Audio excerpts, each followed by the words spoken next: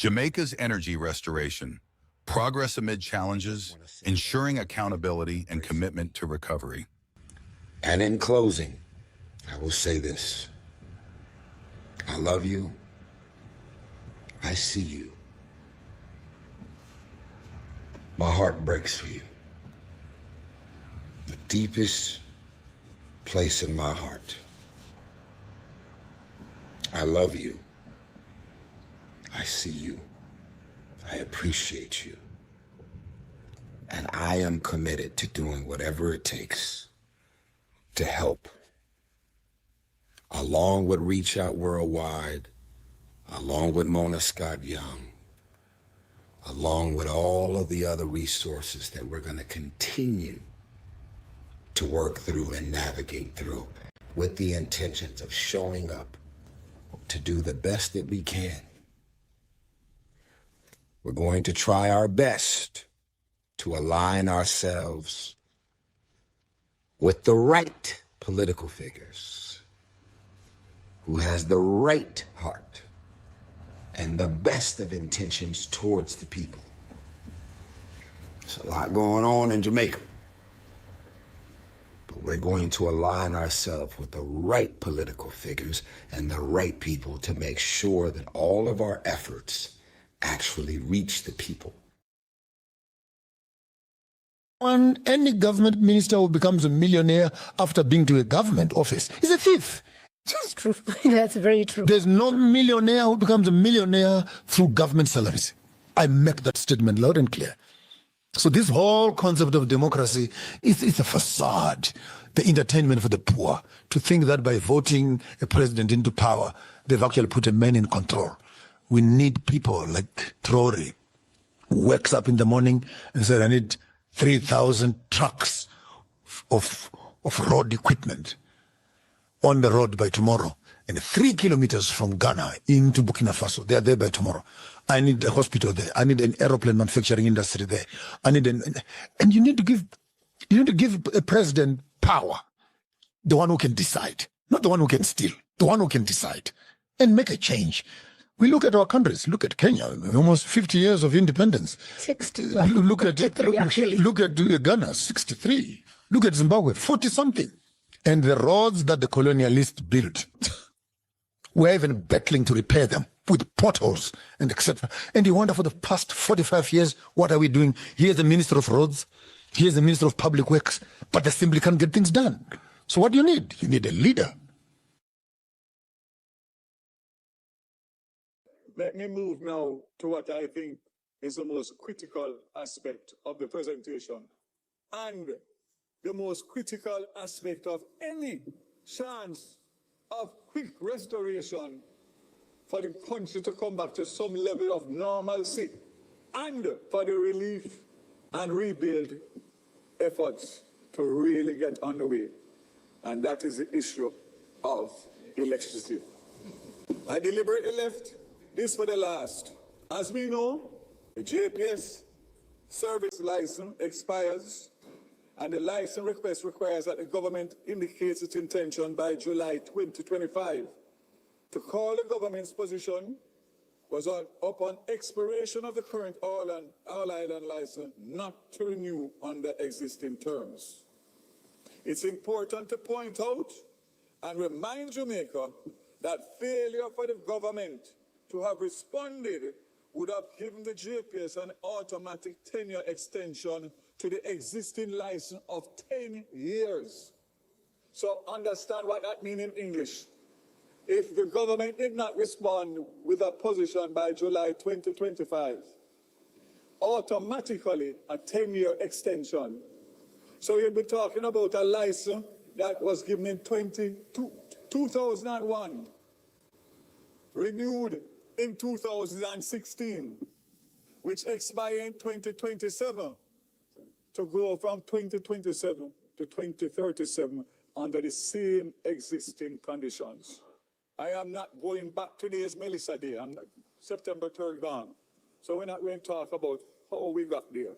We're going to talk about how we're going to fix it. Right. So understand now that Melissa hit. And when Melissa hit, there's a need for restoration.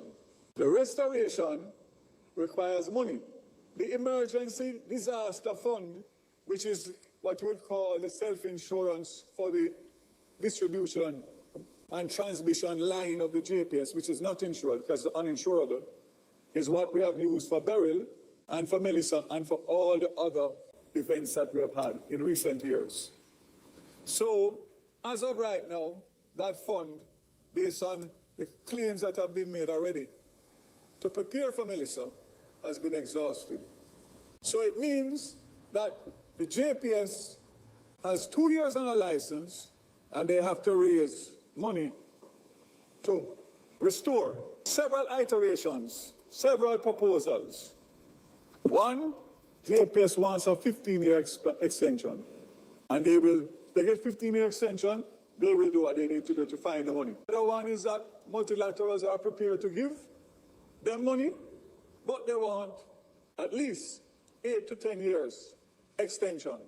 Where does that put us? That put us in two situations. One, a commitment that was made by this minister and this government in June of this year that any new license would be on new terms. A commitment that was made, a commitment that will stand, and no Melissa, no Trelisa, no Belinda is going to change that. So the government is now in a position now, what do we do?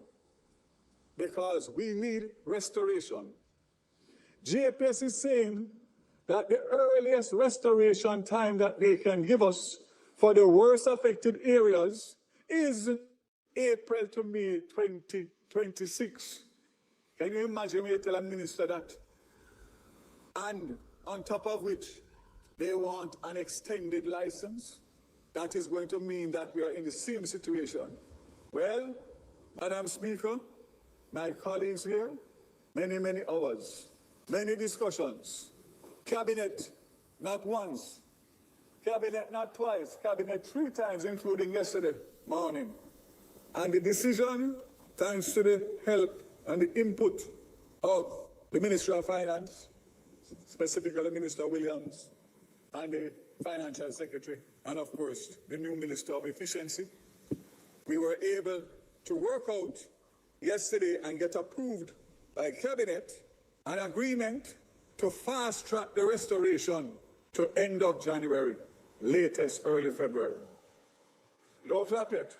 Don't clap yet.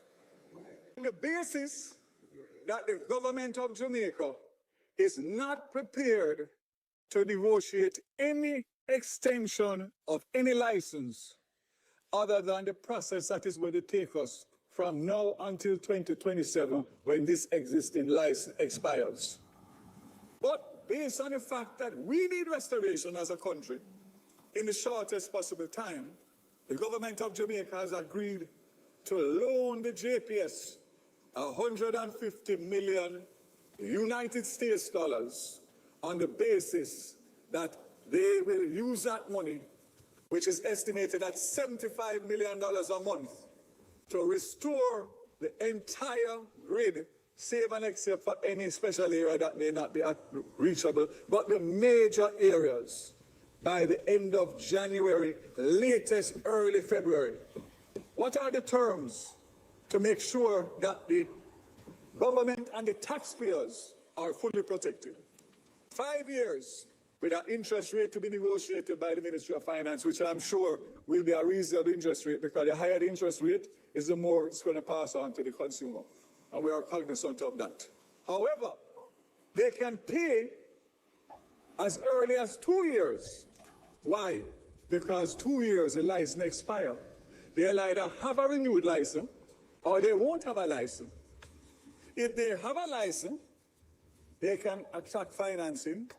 And if they don't have a license, the government has already indicated to them, based on our July 2025 letter, that we are prepared to acquire the assets of the Jamaica Public Service, which means that our money is protected fully.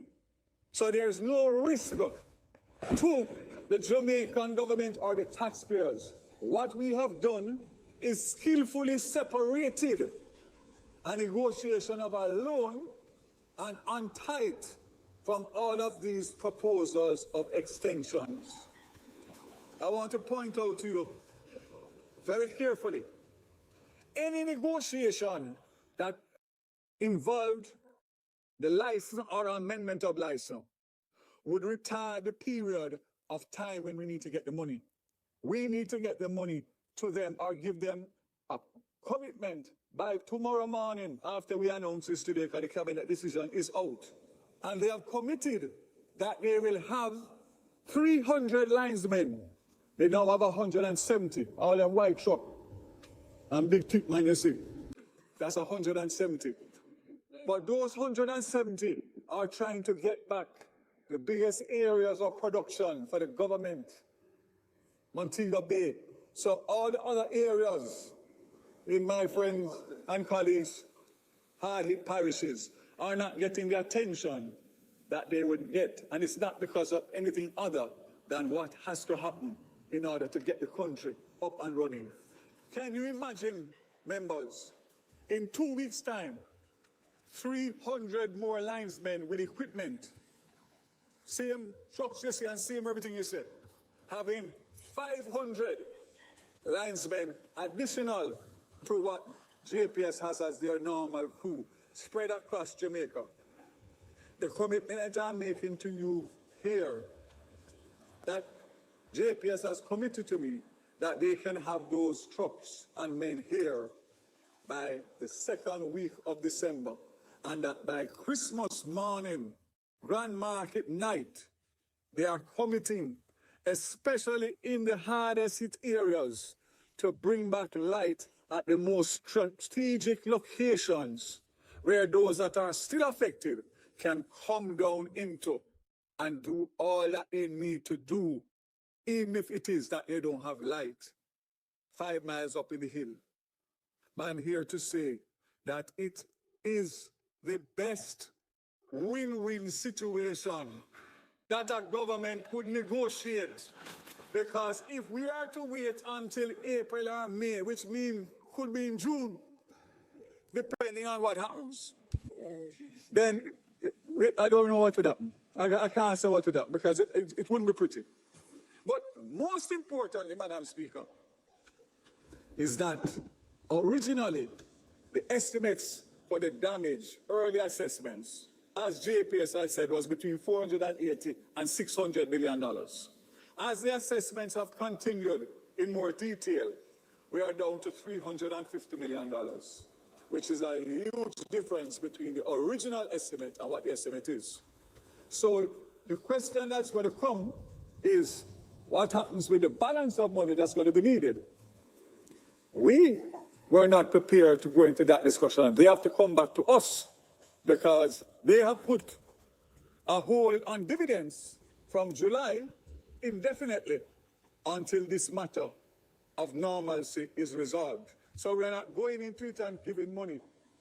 Just, we are making sure that we have our protection mechanisms to make sure we will have oversight in terms of technical people to evaluate those numbers, to put a program in place of the restoration, monitor it, to make sure that what has been given to us as a plan is carried out. So I say to you, Madam Speaker, as of today,